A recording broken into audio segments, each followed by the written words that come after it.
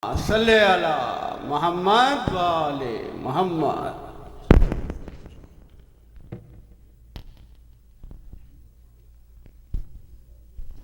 أعوذ بالله من الشيطان اللعين الرجيم. بسم الله الرحمن الرحيم. الحمد لله رب العالمين، ثم الصلاة والسلام على المبعوث رحمة للعالمين سيدنا وحبيبنا وطبيب نفوسنا وشفيع ذنوبنا أبي القاسم محمد. اللهم صل على محمد وآل محمد وعلى أهل بيته الطيبين الطاهرين المعصومين الذين ذهب الله عنهم الرجس وطهرهم تطهيرا. اللهم صل على محمد وآل محمد. قال الله سبحانه وتعالى في كتابه الكريم: بسم الله الرحمن الرحيم. قد أفلح المؤمنون الذين هم في صلاتهم خاشعون والذين هم عن اللغو معرضون والذين هم للزكاة فاعلون والذين هم لفروجهم حافظون إلا على أزواجهم أو ما ملكت أيمانهم فإنهم غير ملومين. فمن ابتغى وراء ذلك فأولئك هم العادون والذين هم لأماناتهم وعهدهم راعون والذين هم على صلواتهم يحافظون والذين هم أولئك هم الوارثون الذين يرثون الفردوس هم فيها خالدون. صدق الله العلي العظيم. اللهم صل على عباد الله. أوصيكم ونفسي بتقوى الله. Dear brothers and sisters, Assalamu alaikum wa rahmatullahi ta'ala wa barakatuh. First and foremost, our gratitude goes to the Almighty Allah subhanahu wa ta'ala. And most important, we thank Him for guiding us to this religion and guiding us to get to recognize Him and recognize His chosen servant, our Prophet, and His chosen family. We thank Allah subhanahu wa ta'ala for all of those blessings that if not because of Allah, we wouldn't have known or recognized Allah or the Prophet or Ahlul Bayt. That's why in dua we say Alhamdulillahi alladhi hadana lihada wa ma kunna linahtadi lawla an hadana Allah. All gratitude goes to Allah for this guidance. Without Him, we wouldn't have been guided. Today, when we look at ourselves and we look at other people who might not be the same like us, who might be enjoying pork, they think it's the best food or meat you can ever find. Or people who enjoy alcohol, and you look at them and you shake your head and you says, I'm grateful that I'm not like them. How did you become different than them if not because of Allah? If Allah didn't have guided you and I to this, you and I would have been like them. But we're different because Allah and the Prophet and Ahlul Bayt has guided us. And that is why we need to thank Allah subhanahu wa ta'ala and thank the Holy Prophet as well for his guidance and Ahlul Bayt alayhim as-salam. Ya Allah, we thank you for all of guidance. And we send our salutation and respect to our leader, our mentor, our Prophet sallallahu alayhi wa alihi wa sallam. Allah. May the blessing and peace of Allah be upon him and his household, the chosen ones, the successors of the Prophet, the trusted ones with the knowledge of the Prophet. Peace and blessing of Allah be upon all of them. Ibad Allah, another day to remind one another about Allah and being God conscious.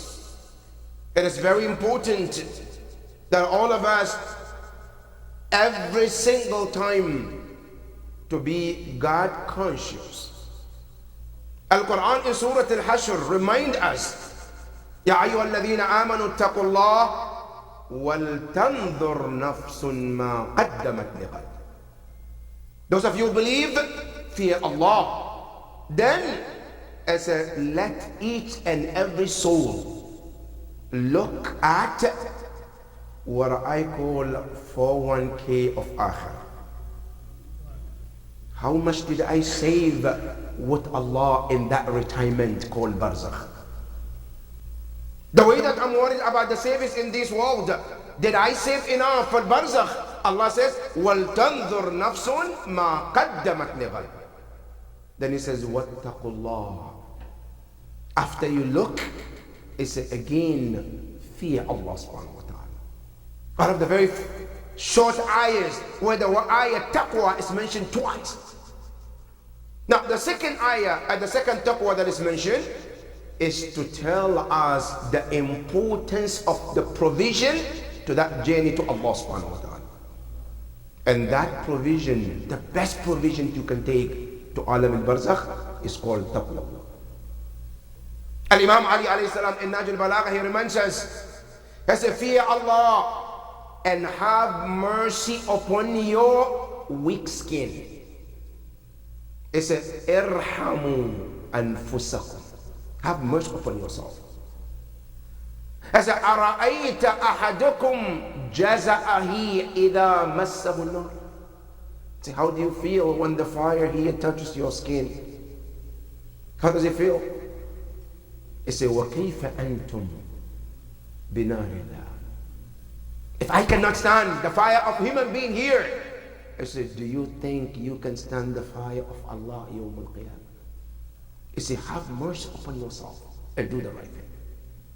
Ya Allah, help us to do the right thing, Ya Rabbal Alameen. Ibad Allah, our khutbah today is to talk about what the Quran called Salatul Khashi'een. Salatul Khashi'een. Now we have in the Quran what we call as-salat, and then we have Salatul Khashi'een. As-salat means prayers. As-salatul Khashi'een, the salat of the pious ones, righteous ones. That is what the ayah is about. Now, but this verse comes to tell us 9 qualities of mu'minun. That for someone to be considered a mu'min in the eyes of Quran, they have to possess 9 qualities. And those 9 qualities are mentioned in surah called Surah Al-Mu'minun, where Allah subhanahu wa ta'ala, before he started, he says, قَدْ أَفْلَحَ الْمُؤْمِنُونَ. You want to know what the success about? Allah said, I will tell you who are the most successful ones. Who are those? It says, قَدْ أَفْلَحَ الْمُؤْمِنُونَ. Yes, indeed, believers have attained success. As if somebody is asking, what is the meaning of aflaha? The word aflaha is driven from the word falah or falah. And falah, literally in Arabic, is used to mean farming. Farming is called falah.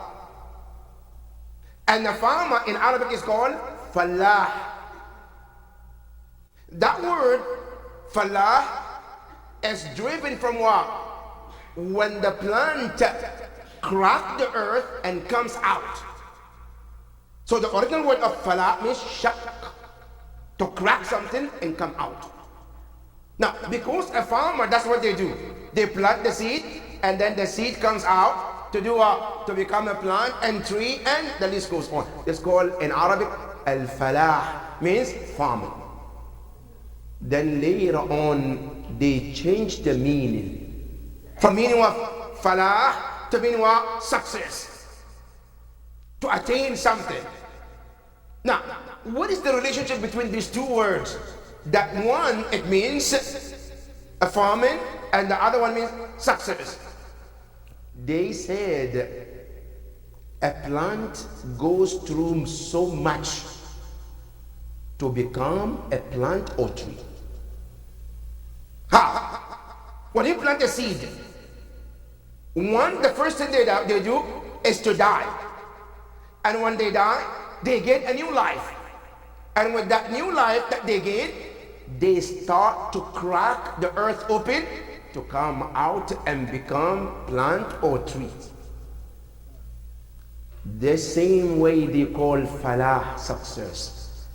Success meaning what? You break all the obstacles and difficulties in order to achieve the goal that you're looking for. That similarity between the plant and a human being who goes through challenges and overcome them to reach to his goal, they call him what? Al-falah, bima'na success. Allah subhanahu wa ta'ala in this verse, he says, قَدْ أَفْلَحَ الْمُؤْمِنُونَ. Now, al-mufassirun, they said al-falah is divided into two. Success is two types. There's one they call al-falah al-dunyawi, and then there's al-falah al-ukhrawi. Success in this world and success in the hereafter. Now, ulama al-lugha, what do they call success in this world? They said success in this world in Arabic is limited in three things. When in Arabic language, if they say al-falah or aflaha, they define in three things. What are they? They says al-falah al-dunyawi, one, al-baqa, to live, to exist, that's success. That is number one. Number two, they said the second one is ghina, to have rich, to become rich, to have everything that you need. That's number two. And number three, they call it al-izz, meaning to be honored in life. In Arabic language, if a person is living, two, he is rich, number three, he is honored, they call him what? Aflah. The person is successful. That's literally in Arabic. Now, in the Islam, in the hereafter, what did they consider falah? They say falah in akhirah is in four things. The dunya is three, the akhirah is four. What are they? Now they said, as you can find it in Mufradat al-Raghib al-Isfahani, rahmatullahi ta'ala alayh, this grammarian that is very expert when it comes to the Arabic language and most of Quranic words. When he defined al-falah al-ukhrawi, he said in four things. Number one, it says al-baqa'u bila fana. Now listen carefully, brothers and sisters. The dunyawi is just baqa. You can end, you might not end. It's called what? Part of what? Part of falah. But for ukhra and for akhirah is al-baqa min duni fana, to exist which has no end to it. That's number one.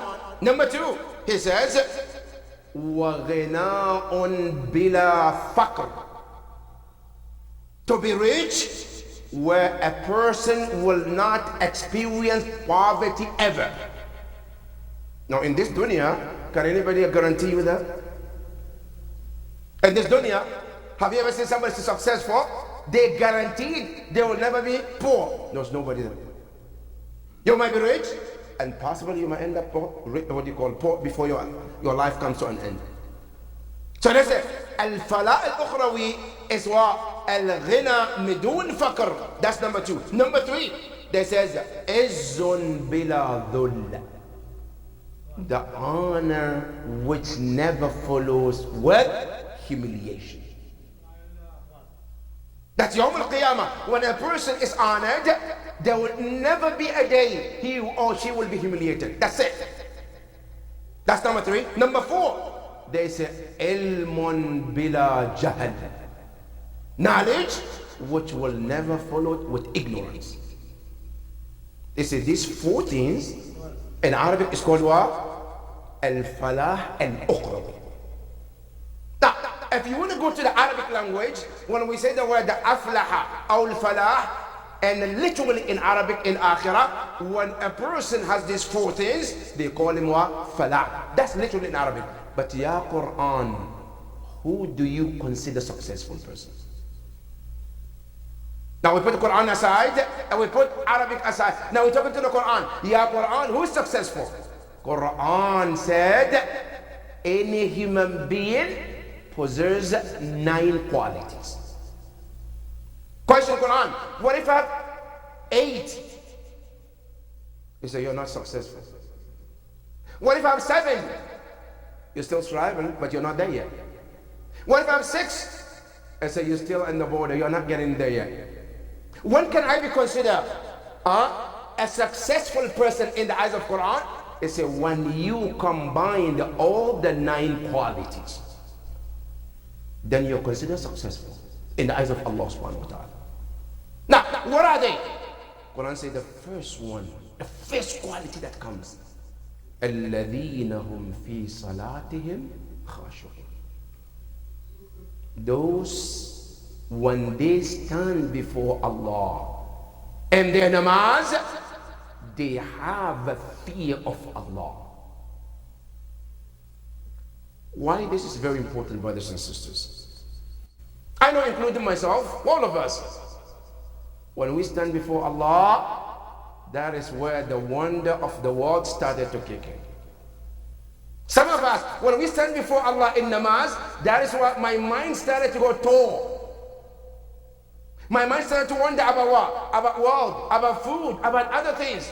And sometimes we forget that we are in the salah. Quran tells you that the quality is not about you praying. No, salat is important. But what it makes it more important, if salat is attached with khushu'. Salat without khushu', it doesn't mean anything. Now in some hadith of Ahlul Bayt alayhimus salam, Allahumma salli ala Muhammad. It is mentioned that some people when they pray, they do salat. After they finish, then salat speaks to them. What does salat say? Ya Abdallah, dayya'tani, dayya'aka Allah. You lost me. May Allah lose you. What is this? When salat is not taken care of the way it's supposed to. When salat is not being done the way it's supposed to. And the same way, we have practical example. In Masjid al-Nabawi, when a person was in the masjid, Rasulullah was sitting, he was praying.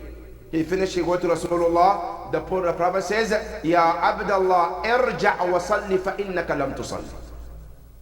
Your servant of Allah, he said, go back and pray, you haven't prayed yet. Ya Rasulullah, he did the ruku and sujood. He said, no, that's not possible. Go back.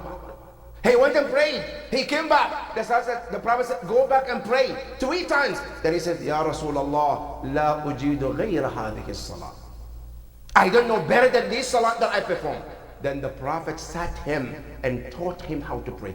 Then after that, yes, where the scary point of what the Prophet said, the Prophet says, لَوْ مَاتَ هَذَا. If this man was to die on this salat, لَبُعِثَ عَلَى غَيْرُ دِينِ. If he was to die in that salat and that namaz, he will be raised on different religion, not Islam. Ya Rasulullah, he was praying. Qala ashhadu an la ilaha. Yes. But that's not the salat that the Prophet brought. That's why it's very important, brothers and sisters, all of us, to master our salat in this world.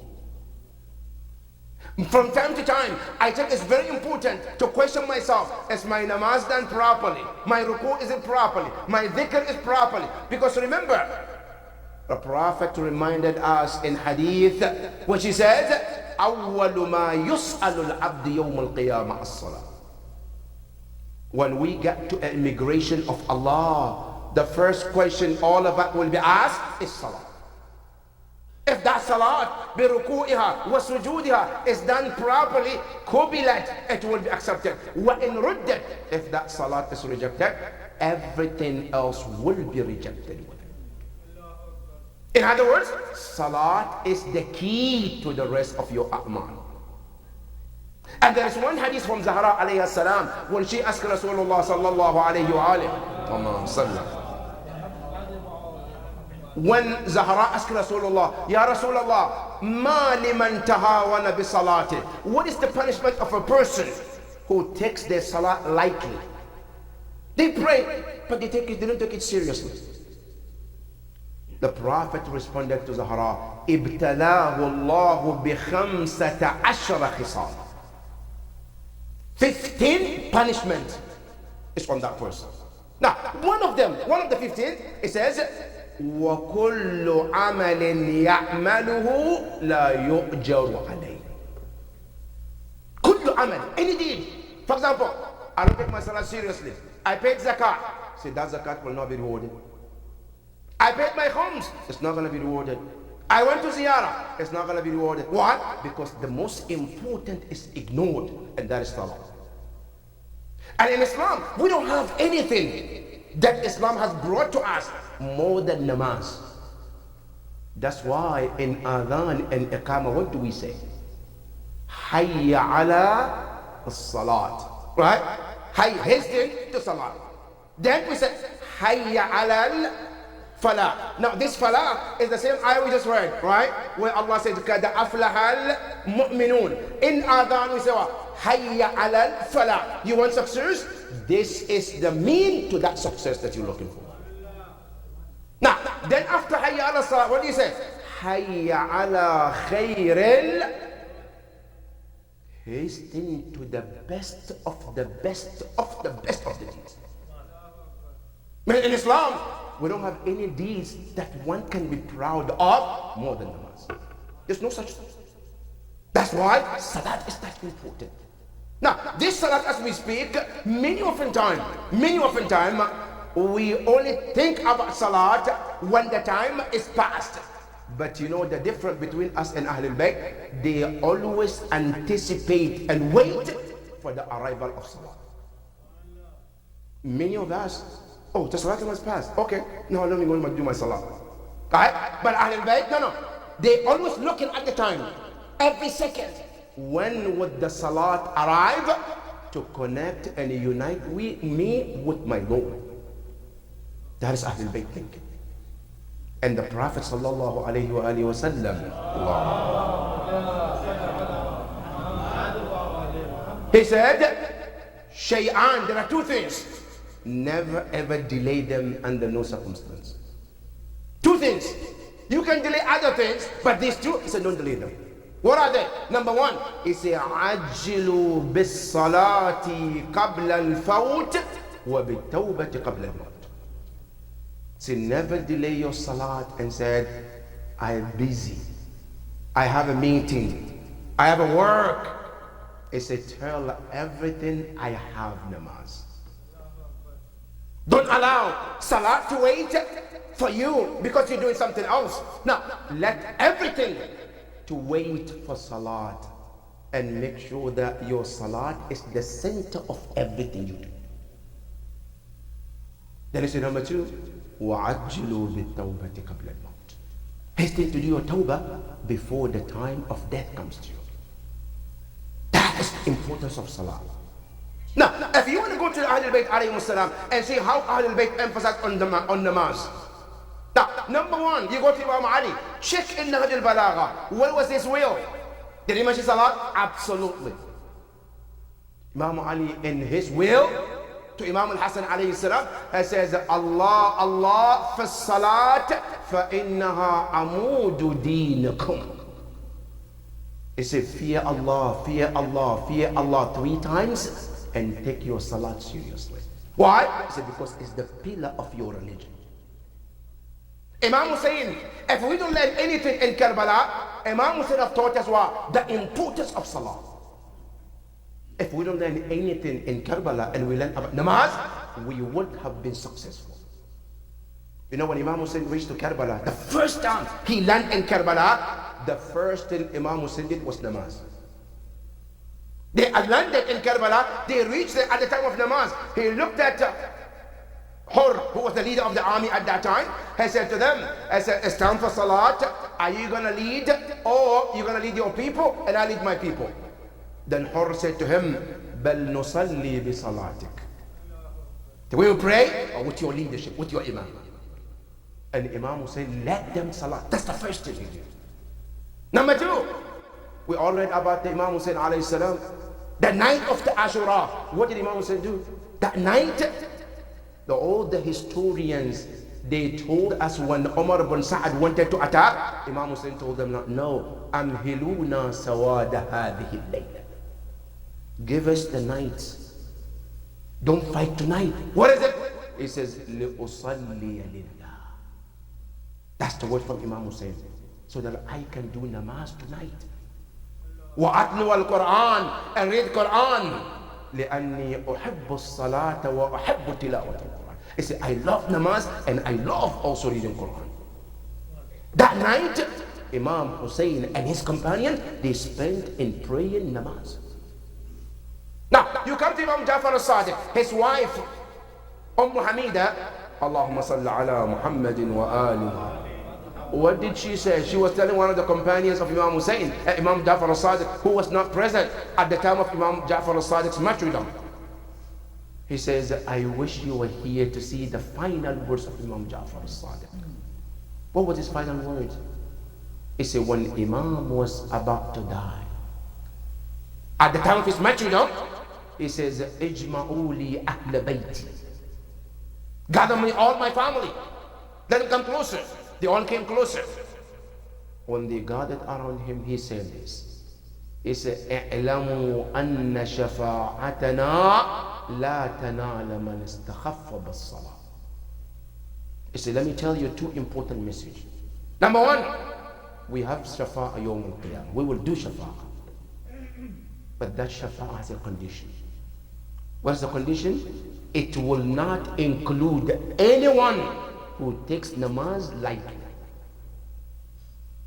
تعلموا أن شفاعتنا, and he didn't say shafa'ati, he said shafa'atana. We Ahlul Bayt, our shafa'at would not include anybody who takes namaz lightly. Now, not only that, Imam Hussein alayhi salam, on the day of Ashura, what did he start on the day of Ashura? The first one was the Fajr namaz. We all read it in our centers, Yawm Ashura. The first thing we do is what? Salat al-Fajr. Now some scholars says, even before the Shahad of Imam Hussein alayhi salam, he did Salat al-Khawf. He was on the horse fighting and praying at the same time. Now, to understand the importance of namaz, you go to the Quran. Allah told Rasulullah, Ya Rasulullah, if you are in the battlefield and the time of namaz comes, I say, do not stop the war and do not neglect namaz either. Ya Quran, what do we do? If you're in the battlefield, say, yeah, continue fighting and do namaz. How? Allah told Rasulullah, He said, وَإِذَا كُمْتَ فِيهِمْ فَأَقَمْتَ لَهُمُ الصَّلَاةِ فَلْتَقُمْ مِنْهُمْ طَائِفَةٌ مَعَكَ فَلْيُصَلُّوا مَعَكَ. Ya Rasulullah, divide your soldiers into two. One of them, have them continue the fight, and let the other group come and pray with you. And as they pray, right? Ya Rasulullah, if it's Salat al-Fajr, as they pray the first rak'ah with the first group, and they will stand up immediately, change their niyyah from jama'ah to furada, and pray the second rak'ah quickly furada, so that they run back to the battlefield, and you, Rasulullah, prolong your surah, so that the second group also comes, and pray behind you by getting another rak'ah jama'ah with you, Ya Rasulullah. This is in Salat al-Jama'ah. In what? In the battlefield. It is mentioned Imam Ali alayhi salam, when he was in the battle of Siffin, the time of Salat came, and Imam Ali told Abu Dhar, call Adhan. Abu Dhar said, Ya Rasul, Ya Imam Ali, we're fighting in the battlefield. Imam Ali said, وَلِمَ نُقَاتِلَهُمْ. I said, why are we fighting in the first place? As if Imam Ali is telling them, we're fighting to establish namaz. The purpose is what? To establish Salat. That is how important Salat is. And Imam Ali alayhi salam, in many places, he have taught us how powerful and important this namaz is. And Quran tells us, الَّذِينَ هُمْ فِي صَلَاتِهِمْ خَاشِعُونَ. My dear brothers and sisters, this namaz, when can I get the khushu of namaz? Starting from wudu. Your wudu has to be properly done. Not when I walk into the bathroom, the way I care myself from najasa, when I stand before the tap to make wudu, I have to make sure that every one of my wudu is done properly. Now sometimes some people, mashallah, they go to the bathroom, right? Because everything is advanced, I don't want to take my socks off. So what do? After I wash my hands, I wipe on the socks. That is absolutely incorrect. Absolutely incorrect. Now I don't know which marja allowed this, but not our maraja who are still living. None of them allows that to do wudu and wipe on your socks. You have to take it off. That's number one. And number two, one of the simple mistakes we make, when I want to do, sometimes people raise their legs and then wipe on it. You cannot do that either. Why? Because two things in wudu must be done correctly. And these two, when you are making wudu, you should move when you get to these two parts. One, the head. Two, the feet. The head must stand still at the time of wiping. The leg must be at the place where it's still, doesn't move. Now if I raise it, how can I wipe without moving the legs? So the leg must be still, then I wipe on it. The head, the same thing. That is one of the ahkam of wudu. Must be done properly. And then when I come to salah, I have to learn about the ahkam of salah. Sometimes when we come to Salatul Jama'ah, there are some mistakes we make and they need to be corrected. When you pray Salatul Jama'ah, all our maraja, they said, when the imam is reading, al-ma'mum is not required to read Surah al-Fatiha in the surah. Why? Because the imam is taking that responsibility on your behalf. What do? I listen to the imam. Now, sometimes some of us, when we understand Salatul Jama'ah, imam is reading, I'm reading too. Okay, now who's the imam here? You're the imam or the other person that is the imam? Which one? Now, Salat al-Jama'ah, it has rules. If you look in all the Risal Amaliyah, there's Bab Salatul Jama'ah. What makes Salatul Jama'ah right and what makes it wrong.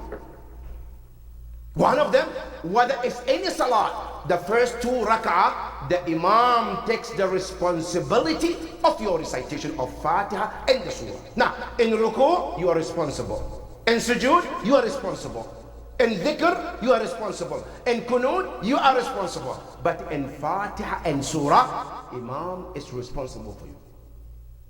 So I shouldn't read with the Imam. But not only that, even in the dhikr, they said an Imam is reading, no one from the ma'mumin should be louder than the Imam as well. All of this ahkam is mentioned. Our salat cannot be right if we are not mastering all of these little routines. Salat al-Jama'ah, the space must be taken care of. Sometimes people are praying Salat al-Jama'ah, one is here, one is here, right? Now, nobody wants to come closer, he doesn't want to come closer. Now this gap, what does he do? Your Jama'ah become batil. You need to get closer. When somebody moves, you have to move to connect the Jama'ah so that Salat al-Jama'ah get the thawab that it deserves. All of this ahkam, we need to learn, my dear brothers and sisters. With these, the salat become Salat al-Khashi.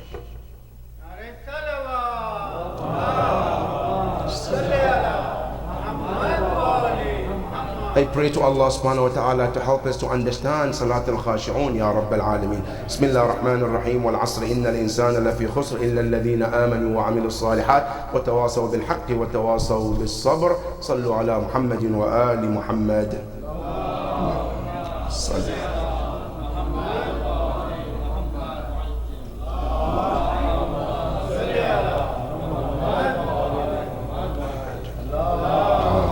Sallu.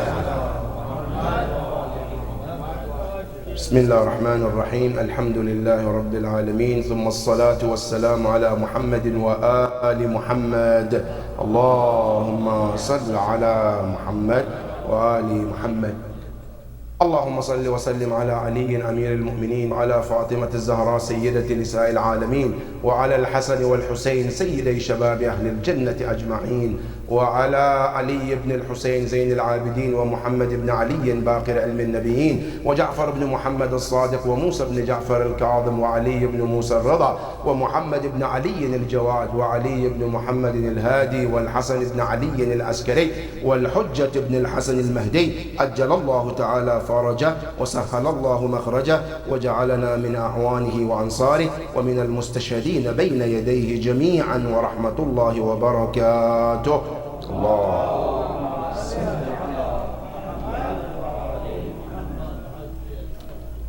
My dear brothers and sisters, one of the events of this week is birth anniversary of Abu Talib alayhi afdalus salati was salam.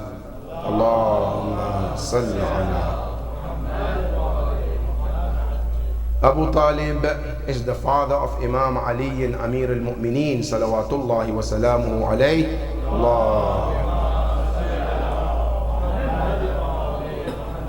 Which he has played the greatest role in Islam.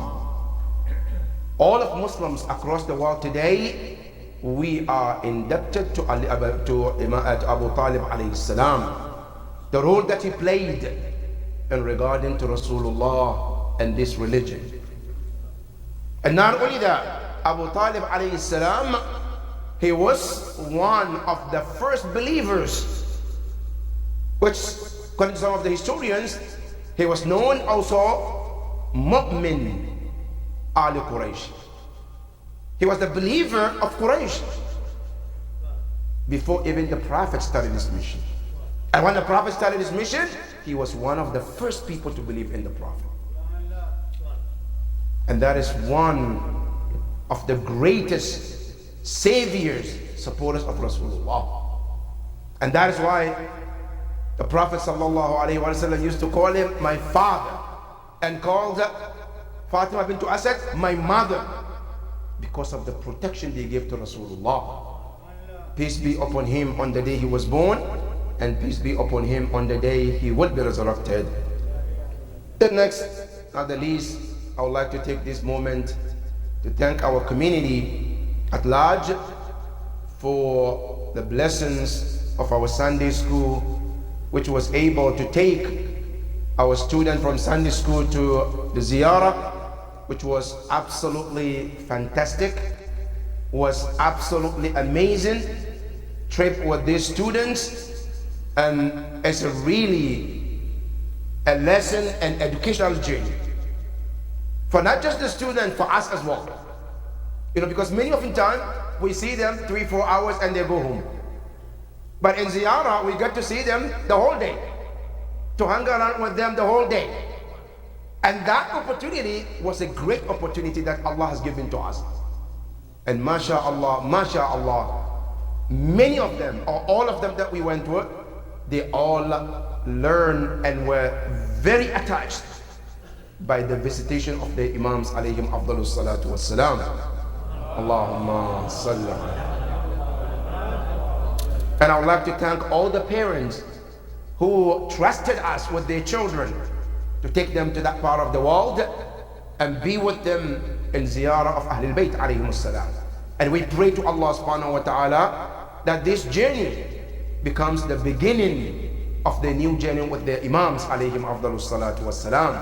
And may this journey be the beginning of the ma'rifah with the Imams alayhim afdalus salatu wassalam. And may Allah bless our community, our center, and may Allah subhanahu wa ta'ala bless our new generation who are coming up to become the true servant of Allah and the soldiers of Imam al-Zaman alayhi afdalus salati wassalam. Allahumma salli ala. بسم الله الرحمن الرحيم إنا أعطيناك الكوثر فصل لربك وانحر إن شانئك هو الأبتر صلوا على محمد وآل محمد.